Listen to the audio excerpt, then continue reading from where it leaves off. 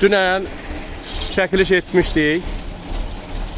Şəhrili kənd bələdiyyə sədri Səfərov Bəhrəm Novruz oğlu tərəfindən Şərəfxanı kəndinin bax yolları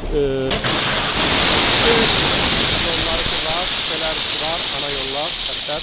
Bunlar hər birisi gredirlə düzəltdirildi. İndi də ilk olaraq bax bu küçəni başladıq.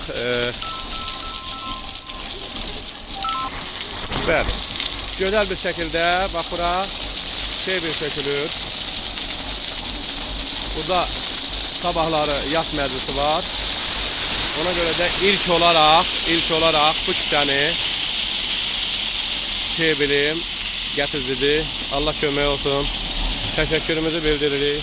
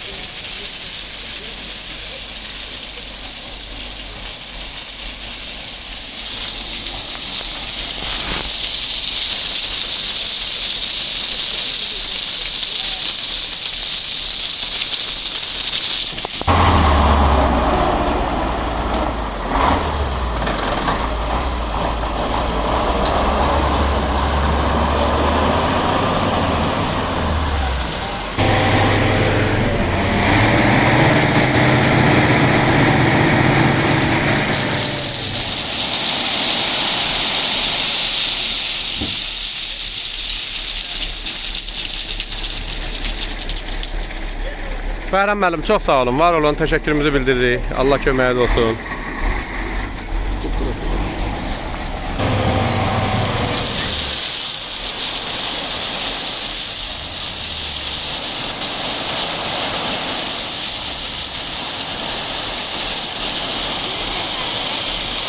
Kaçıyor.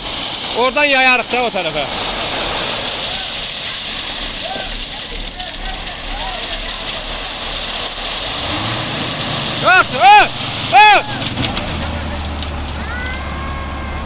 Yavaş yavaş yavaş. Toktan gözle.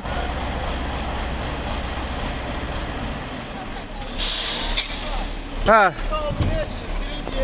Ha, çok sağ ol kardeş. Allah köməyin olsun.